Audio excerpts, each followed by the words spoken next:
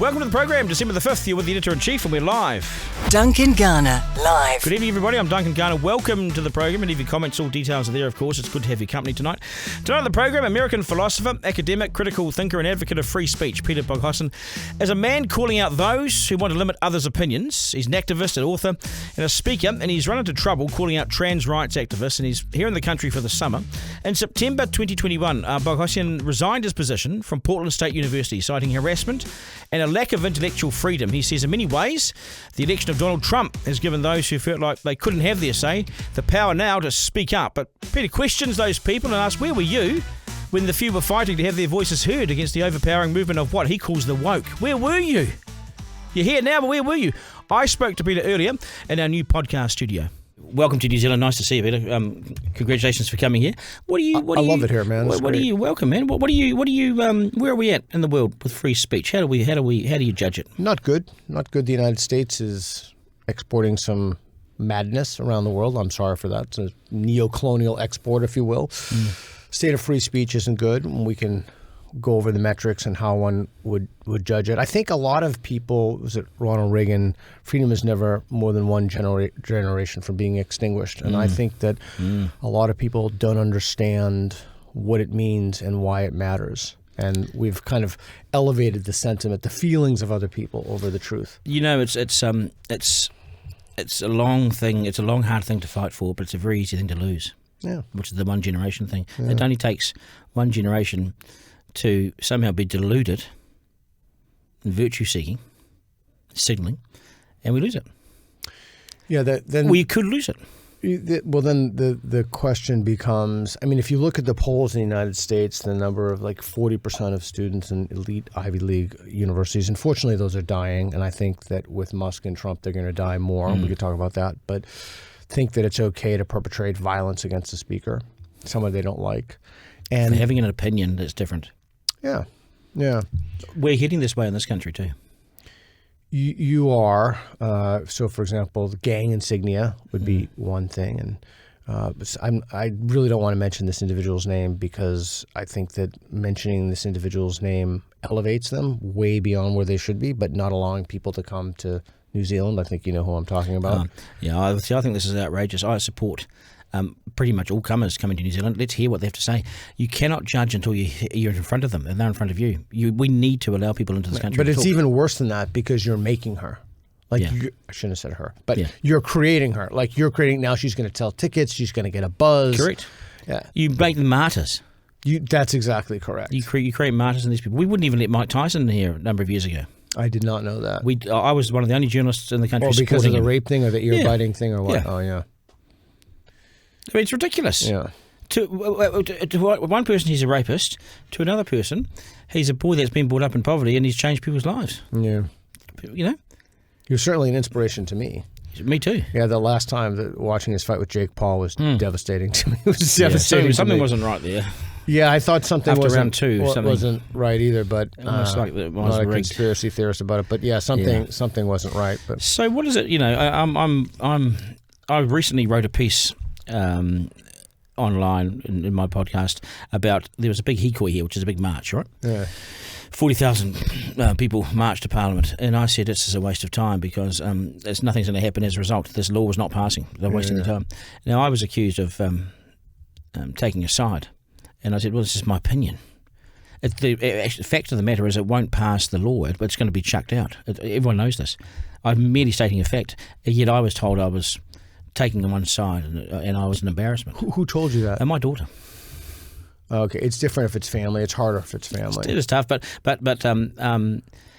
What did you say to her when she said that? I said, you don't know what you're talking about. See, I don't know. I would have said that personally. What would you have said? Well, tell me why you feel that way. Why do you think that way? What do you think I should do? I actually did ask you that too. Okay, well, that's good. I said, well, what's your position on this? Yeah, that's good. And I got her to explain, and then she basically gave up on me because I wanted to get into a dialogue over it. But I just think that we're shouted down for having a different opinion. I'm sorry, I just want to linger on that for a second. Do you think that she didn't want to have that conversation because she learns in school that if something is uncomfortable, you should just cut it off, or that she looked at you as a bad person for having that opinion? She looked at me as being disloyal for having that opinion because it was different to her and her mother's opinion, probably. Yeah, I just want to talk about this because I think it's so important. So often a consequence of the culture war or what have you, where people lose relationships, friendships. I've lost friendships without any question. The thing I've lost most friendships over are the quote-unquote transitioning. I don't believe it's possible to change your sex, but transitioning for minors. I've had people in my house, people I care about, people I love, people I hug when I see, don't speak to me anymore. Because you got a position on this. Because you have an opinion on this. Well, because I have an opinion on it that's not theirs. And they think, that's what I mean. Yeah, they think that I'm not merely wrong, but I'm a bad person because I hold that opinion. Oh, you're evil and an embarrassment like I was. Yeah. They take it too far. Well, then my response is, well, what should I do if I feel something is wrong? You should shut up and fall into line with them because that's the only thing that they see as being acceptable. Yeah. Do you agree? I do. And then I'm just talking about a pragmatic strategy for people who are listening to this. I always ask the question, well, what would it take to change your mind? What would it take to change your mind about this position? And if they say nothing, then my response is, let's say that you ask someone, you asked me or someone else who said that, what would it take to change your mind? And I said nothing. What would you think about that person? What would you think about? And most people will get, so you don't draw the line for them, but most people will get, you're actually talking about them, and they'll say that person's closed-minded most of the time. Well, closed-minded, they're not open to, what I find difficult is they're not open to a dialogue of potential new facts being put on the table, or someone else's opinion, or someone else's strong feelings about this, that they're in a narrative, that they're locked into their own narrative, and this is like a flow of a river. They jump in their narrative and they stay there. And I believe in evolution. I believe there's always new things being added to the fire, and there's always new things, there's always new bits of information. Open your minds. Open your mind. Yeah, and also look at science. Yeah. Look at how we've evolved as people, men and women. I'm with you on this. You're born a man, you're born a girl, girl, boy, right? And you can my belief has always been you can express that anywhere you want. I have 2 kids, they're both gay. That's fine. You're fine just the way you are. Whoever you like is who you love, is who you love. You're fine. You don't need surgeries. You don't need to take drugs, especially with the message for kids. What about these people that want to identify as cats? Look, you can identify as a rhinoceros. It's whatever you want to identify as. But you're not a rhinoceros. You can identify as one, but it doesn't mean everybody else has to treat you as one. Correct. Yeah. So you're free to self-identify as anything you want to self-identify. Doesn't mean that people have to believe it. No, in fact, I think sane, rational people shouldn't believe it. But you can self-identify as anything you want. But I was watching Piers Morgan recently in an interview, and the person who was interviewing wanted to identify as something, and he said, well, great, I'll identify as a black lesbian. Yeah. And they said, well, you can't, it's ridiculous. He goes, well, no, if I want to identify, well, if you can, I can. Yeah. But they wouldn't let him. Well, because this is going to take some time to explain, but it's basically along power vectors. And so the people who have bought into this ideology believe that power only flows one way. So you can only identify as things that certain characteristics, like you can self-identify out of your sex, but not out of your race. It's basically an elitist group of people trying to control thought. Well, what they want to do is they want to take away your cognitive liberty. They want to take away your rights to believe. And then everybody has to bow. Oh, yes, this person's a man or a woman, and we have to This is not North Korea. Change society. Huh? It's like it's North Korea everywhere. Yeah. So the question is, why are people so cowardly? Well, why don't people just stand up? Because they don't want to be they don't want to be called out or embarrassed. I mean, corporates are like this too. Yeah, but corporates are following the same tune. Well, I know, but right now in the United States, maybe there's no but in that sense. But right now in the United States, they're changing their tune. They've made a mistake, and you'll notice no one will ever say, "Oh, geez, I made a mistake. I thought this. I thought I was acting on evidence, and I wasn't. It was just ideology. I'm sorry. I'm human. I did the best that I could." No one will ever say that. Too arrogant. Yeah. They're too arrogant. They've been lost up their own backsides. So if people don't like it, then they should speak up about it. They should be honest. Oh, and that's what I admire about you. Well, I appreciate that, but I'm just a guy who says, like, this is. Can I swear on your show? Yeah, fuck you. Of course. Yeah, this is bullshit. Like, come on, just Even when you look back at history, it always goes back to the Nazis, but people often wonder, why didn't they speak up? Well, they didn't speak up because the consequence was death. Or it was in the Islamic world, like the punishment for apostasy is death. But why didn't you? Why didn't you speak up now then? Yeah, why didn't you speak up? You're just canceling. What are we scared of? Well, they're I don't know. They shouldn't. There's nothing to be scared of. If they're afraid of losing friends, I would argue they were never your friends in the first place. I suppose the people are afraid of being cancelled of their position in society or their job or their... Okay, so that's a legitimate concern, right? So there's some legitimacy there. If you have to make money, earn income for a family, there's some legitimacy there. But that doesn't mean you should just profess it hook, line, and sinker. This is where I was at with this march to Parliament, because it was a march based on Māori line, Māori being the native people of New Zealand, the indigenous people of New Zealand. Yeah. And I just said, look, and I questioned it. See, my kids are Māori too. How old's your daughter? 21. God, I'd love to have a conversation with her. I wish she could. I would. Would she have a conversation with me? I think she would. Yeah. Let's bring her in. We'll come back. I'll have a conversation. I'll talk to her tonight. Yeah. It's just that she's a journalist that believes in causes, and the indigenous cause and so forth. Now, I don't necessarily disagree with it. I just had a different position on this hikoi, the outcome of it. Yeah. And of course, I'm an embarrassment on this and that. And I've had 30 years of opinions in this job. I've formed opinions on everything. Okay, so can I talk please about do, this? This is so interesting to me. So, did you say to her, what do you think I should do? That's my first question. Did you say that to her? What do you think I should do about this? I said to her something slightly similar. I said, what should I do when this is my opinion? Yeah, what'd she say?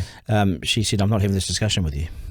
Okay, so she just refuses to have a conversation with you. Okay, so my last book was How to Have Impossible Conversations, but the assumption is that, a conversation's across a gulf or divide. If someone doesn't want to have a conversation with you, there's nothing you can do to make them have a conversation. Well, you can't throw more facts into it. We can't throw anything into it. Well, so that's one of the things we know that facts don't really change people's minds. And so one thing that... See, it's dangerous then. So now we're in dangerous territory. When facts don't change minds, when established facts don't change minds, then you must walk away. Because how do you do it? See, I disagree with that. How do you win it then? I disagree with that. I think just keep peppering them? Huh? You keep peppering them with information, with your view? No, quite the contrary. That's a call to listen better. That's in the book I talk about message delivery service. You're not delivering, every time you do that, you're delivering a message, and messages don't change minds. If they did, people would everyone would have the same opinion. So I think in that case, it's your daughter and you love your daughter. The base posture is listening, and I don't know your daughter. I've never seen you before, 5 minutes ago, but I would bet you almost anything. At some level, she respects you more because you speak up for what you believe. Now, there's one exception for that, provided this will be much stronger. If you have in the past made a mistake about what you believed and owned up to it. If you have believed something, it turned out you changed your mind and you said, you know what, I believe this, I was wrong, I made a mistake. I bet you she would respect you far more right now for the stance you're taking. Rather than the previous one. Potentially, yeah. I think she probably does. Yeah, so at some level your daughter respects you. She may disagree with you and she may not have a conversation. And to be very blunt with you, again, I don't know you're your daughter, but my guess is the reason she doesn't want to have a conversation with you is because she believes at some level that her belief is under evidenced, and what it means to your daughter to be a good person is to hold this belief. Yeah, that's right. Well, her belief is part of the jet stream of how she lives her life, with her mother and their views and so forth, right? So it's part of who they are. Yeah. And if we were to step outside that, she would be back in the trend there. So if there's a danger to her as a person, as a good person, as a moral person, if she stops believing if she was to jump onto with me, then how would it be where she lives with her mother? How would that be then? She'd be questioned there, you see? Yeah. So she feels safer in the zone here. Yeah, and again, I would argue that the posture for you to take in that circumstance would just to be to listen more and to let her know that you love her fully and wholly independent of... And I'd always do that. Yeah. I always do that, totally. Yeah, we're tight. We're tight. Yeah. And this is what makes it a very complex issue. Yeah. So, as you say, you've lost friends over this. I wonder if Trump's victory gives more of us a license to feel stronger in our opinions? I wouldn't say feel stronger. I would say publicly voice those opinions. Yeah, that's what I mean. So yeah. To comfortably hold these positions and to speak out. I think it gives enormous power to those people. I think it does, but I have something in the back of my mind that I just want to tell you because it's been bothering me for a long time. Not that this is a catharsis therapy session, but the thing that I find becoming one. the thing that bothers me is, I'll go to a conference or I'll meet someone, and there's a kind of hubris and arrogance about now that it's easy to attack wokeism or this ideology, people are so smug about it. They're just so disdainful. But where the fuck were you? Where the fuck were you 10 years ago when I and a lot of other people were getting harassed to just insane levels of harassment? They were hiding under the desk. Yeah, you were nowhere. So don't come in with this hubris and this smugness. Oh, yeah, now when it's easy, now I'm right? on your side. Yeah, so I just don't respect. So I don't like when people throw around grifter, but these people are actually grifting. They're actually kind of riding the wave of something, but ultimately they're someone else did the hard work on. They're even worse. They're cowards. They're cowards. They were nowhere to be found. So I also work on a thing called The Platform, which was an online radio station that's come out of. I did just an interview with them. Yeah, for the Free Speech Union. Oh shit, dude, Sean? I don't remember. I can't remember. Yeah. Okay, so you did it with So that's morphed out of cancelling. Basically, it's morphed out of being cancelled. So all the hosts on there effectively have been cancelled in a mainstream format, so they went and set up their own. Yeah. And it goes well. Good, because legacy media is fucked, and I hope it dies a slow, agony, humiliating death. Because it's too woke? Yeah. They're pathological liars. All of them? Well, let me. That was probably too strong. Let me give a kinder interpretation. It was too generic. Yeah, it was too generic. So I do believe they're pathological liars, but a more politic and polite way to say it is that they push very specific narratives, and if you don't like the narrative, you either don't work for the station, or you go to like Substack, or you go to a non-legacy media, or you shut up and work there. Or you pretend that you enjoy so it's an infection of everything. It's the New York Times, it's the ACLU, it's CNN on election night in America, and I've got this saved at home because it's so good. Yeah. Trump's literally knocking on the door of 280, whatever it was. He's a couple away. Yeah. It's all over. It's all fallen to Trump. Everyone had called it. CNN were still desperately finding a way that he couldn't win. Yeah, because they're never called it. They're organs of the Democratic Party. Never called it. They're organs of the Democratic Party. Well, they've become irrelevant. Well, good. They shouldn't be relevant. In this country, there's a slow death in the media. You may not have seen it, but there's probably been 500 journalists lose jobs in over 2-3 years. I'm sorry for them, but it is what it is. So it's happened quickly, actually. Well, I think it's happened quickly. There's nothing to prevent them from doing what you're doing or doing what I'm doing. I interview people all around the world. There's nothing that preventing anybody from doing this. Well, that's what we've had to do. So our radio station was closed down here. For what? Next door. It was next door. The station was in here. Radio Today FM. We started the recession. Didn't wipe its ass. Expensive station. Lots of tall hosts. So it collapsed. I'm the only one standing still because I started podcasting. And I believed that I still had things to say. One person out of about 80 people. See, that's so interesting to me. It's like, what is it about certain people that have that drive and desire? For example, I'm born this way. I don't know. Is that? I enjoy people and I love all points of view. I love to hear people see and it convince me. There's lots of things I don't know.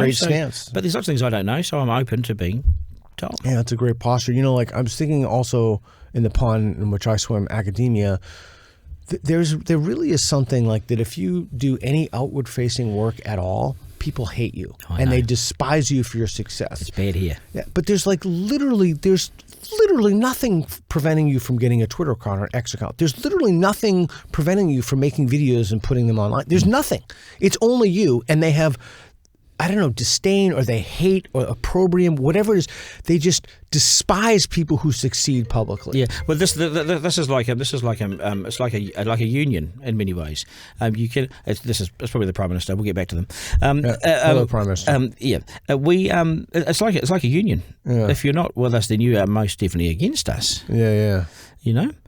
So this is what's formulated here in New Zealand now. See, I wonder if there's no such thing as groups anymore. There's two groups, for and against. Yeah. And it's bold and strong now. Yeah. It's very American in many ways. Yeah. I wonder if it's not. It is very American. It's one of our exports. I wonder if it's not a fear-based. I wonder if at some level the people involved and the players, like, I don't know, do you think the people, your former colleagues, are resentful of you, or do you think they harbor any like ill will or animus because you succeeded and they didn't? I don't even know if it's that. I certainly feel that they hold an opinion. Some of them might hold an opinion that, oh, how did you survive? What did you do to survive? Well, I just carried on doing what I was doing. I refused to die. And I believed in it, and I believed in it so much. So I wonder if the same people who didn't have the gumption or chutzpah, whatever you call it, that drive, I wonder if those would be the same people who would be afraid to speak out against the woke injustices. I would know they're part of it. Well, I bet they would be. They're part of it. Oh, they're part of it. They're complicit in it. Oh, for sure. Yeah, but they're not willing to open their mind to another narrative, or to the possibility that they could be wrong, or to the possibility because they feel safe on that ship. If they jump ship, who's on the other ship, and is that they feel? But this ship's sinking. Yeah. This ship's sinking. It's got holes in it. Good. I'm delighted by the fact that it's we've got so many jobs here. Yeah. So many of my colleagues, but some of the very good ones, they've popped up and they've got podcasts and they're still in mainstream media. Yeah, the BBC's Hard Talk, which is a famous show, I was on that a while ago. It's a great show. I was really disheartened to know that it was canceled, and I talked to the producer and I said, "Listen, man, you got to do your own thing. Like, you've got to make your own thing." Yeah, it was So I'm still making my own thing, but it's in house, still within a media company. But they've been supportive, right? Yeah. But they don't tell me what to say or what to do. Yeah. They'll give me the title editor in chief. You go for it. Yeah, that's smart. Yeah. That way. So that's the other thing. Like if you look at, I was just in Hungary and with some organizations, and they were asking me about their how to improve their social media metrics and their YouTube, et cetera. And I'm like, listen, man, no more fucking panels. Like, I was so adamant about you. Do not do panels, particularly when these are all these great circle jerks where everybody's agreeing with each other. You've got to have some dissent. You've got to have someone to edge. You've got to have like some dialectic or something that's actually interesting. And I don't know why it's to many people that's such a foreign idea. But to have a panel that agrees with each other is crazy to me. It's put you to sleep. It's crazy to me. But even beyond that, like, why would you? And then again, I was on this panel, and I'm not going to mention any names. I was on a panel, and I'm even hesitant to say this story, but I was on this panel, and they asked the guy on the panel, like, oh, say something good about this guy who's the ideological enemy. He had nothing good to say, and I'm like, really, dude? Like, I mean, I didn't say that. We're human beings. I didn't say it in the panel. I'm like, that makes you just seem like a partisan hack. Like, there's nothing that Biden or someone has done that's like literally, like, you can't literally think of anything. You can find good things in everyone. Yeah, and so it's just fascinating to me. We've lost nuance, right? And we've lost this idea that people can disagree with each other, and yeah, democracy is messy, and that's what it is. And it's actually a good thing to disagree with someone. Of course, who the fuck wants to hang out with someone when they agree with everybody? Yeah. How boring what I like would your about life be? What I like about this country, we're so small that we can still disagree. So we have podcasts here that have. Last night I had one guy from the left wing and one guy from that right, and they got on fine. Yeah. They know each other. We're a small country. We know everybody. There's only 5 million of us. Yeah. So there's almost not room. There's not room to be militant. Tiny. Yeah. But people are militant. I'm thinking 5 million. While LA County has 10 million. Well, 5 million. Holy shit. We are the size of the outer suburbs of Sydney. Wow. So that's what it is. That's what it is. So what are they most militant? So I found people to be most militant about anything trans related. That's like crazy with an extra trans layer has been really militant. Well, you saw we had Pose Barker here, and it turned into violent scenes. Yeah. And so why shouldn't she be out here giving her view? She should have heard her view, but no, the violence turned up. Yeah. You see, she didn't turn up violent. They turned up violent. But that's what happens when you don't have free speech. Is the alternative is everybody treats as savagery and barbarism. Well, that's the only way they shut it down. Yeah. Well, that's the shut goal, down through right? violence. That's the Yes, goal. they are militant. We have anarchist groups like that here. But that's the thing. You just cannot capitulate to these people. You must- absolutely no, you cannot capitulate because the moment that They don't want to sit down and talk, though. They won't sit down and talk because they only have one form of approach. Well, It's thuggery. well, okay, then I do jiu-jitsu here. Go to an MMA school. Yeah. Well, I don't see them on the mat. Yeah. And I always see them, large numbers of people, young, usually unathletic men, harassing lone or single people. Yeah. These people are cowards. It's common.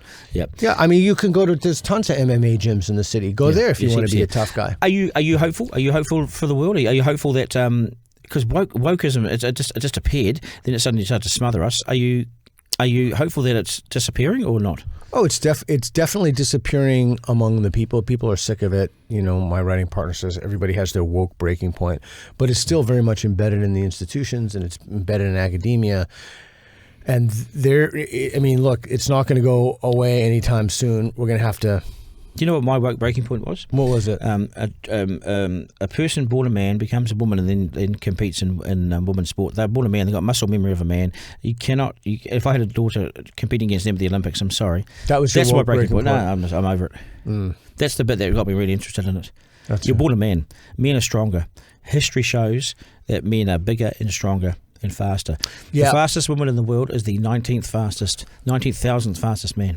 Yeah, so the way that they think about that situation is when they say trans women are women, period. The way that they're thinking about that is they're not thinking about it physically, they're thinking about it in terms of rights. So they have a different conceptual schema that they're imposing on. They're ignoring science. They don't value fairness like we just value different things. I value fairness. It's just for the same reason. Truth. They think truth is mediated through power. They think truth is a byproduct of power. So it's a tough battle. Yeah, and that's the reason they don't want to have a conversation, because they think that having conversations contributes to power imbalances and it takes away rights. But they've got it. See, they've got it exactly the opposites, because every civil rights movement ever has succeeded because of free speech. When dictators and fascists, et cetera, come to power, the first thing they do is kill free speech. Yeah, that's the first thing they do. Propaganda. So they've got it, and then in doing so, they become what they hate. But I'm more than willing to have a conversation with these people. You can mediate the conversation. We'll get some. Hey, it's my invitation. I'm going to I don't even know you, dude, and I'm going to invite myself. I'll invite these people to come. You come to any of my lectures. You go up front. If you disagree with me, you get right to the front of the line. You want to have some Antifa people, you want to have some people, I'm more than happy. I'll have a conversation with anybody. Yeah, exactly. Yeah, I bet you they don't. I really mean that. I'm I know you do, and I've seen your work. The likelihood is they don't turn up, or they're silent. I've seen what happens. You put something to them and they go like this, and there's that uncomfortable silence because they don't have an answer. Yeah, that's when we win. I was just telling my buddy Reed, who's out there, a great lesson in my life was taught to me by one of my best friends, Matt Thornton, who's my very close friend. But he said to me once, I've been doing combat arts for years, and when I was younger, I used to be really afraid of people who were just like covered in tattoos, particularly if they have face tattoos. I'd be like, oh, wow, that person's like super tough or whatever. Good luck here. Yeah. He said to me, tough is not how you act, tough is how you train. Tough is how you work out. Tough is your willingness to endure insane levels of punishment. Tough is the stuff that people don't see. Or it's the stuff that people do see, And so if anybody wants to listen, if they give you that look that you just gave me, my response to them is, if you really want to be a man, then say, you know what, I made a mistake. Like that's, if you want people to respect you, that's what you should do. You should change your real mind. People will respect you if you change your mind, not if you're a hack, not if you're an ideologue. Do you know what's the first thing? It's the first thing I did on this big march. I said I got this wrong. I said it would be half the size. I got it wrong. It's twice the size. Yeah. But I still hold my position on this. I think it's credible. I think it's credible to say sorry. I think it's credible to say when you're wrong. I think it's actually I don't think it's just credible. I think it's powerful. Yeah, it's powerful, and it adds to your. And for young men in particular, I would say that's what makes you a man. That's when you own. That's not tough. Is not how you act. Tough is how you train. Tough is how you behave. That's tough. Tough is how you present yourself. Tough is a present. Yeah, and it's toughness is a kind of honesty. The Greeks had a word for it, parrhesia, speaking truth in the face of danger. Yeah. That's tough. You want to be tough? You speak an unpopular truth. then you find out how tough you are. You want to be a man? That's how you be a man. Yeah, I like it. Let's leave it there. Nice to see you. Thanks, bro. Thank you very much. Enjoy the country. Right on. Duncan Garner, live. So that's us. This will be available as a podcast on Rover shortly and wherever you get your podcast. Thank you for your feedback and support. I'm Duncan at rover.nz. To my team, Isaac, thank you, sir. Thank you. And we'll thank the boss as well, Willie. Remember, life isn't a dress rehearsal. There's no curtain raiser. This is it. We live in one of the best countries on earth. So get out and enjoy it. Have a great day and have a great weekend. Take care, folks.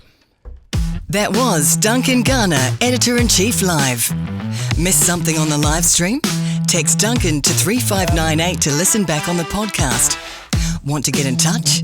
Got something to say? Email Duncan at rover.nz. Call 0800 863 293.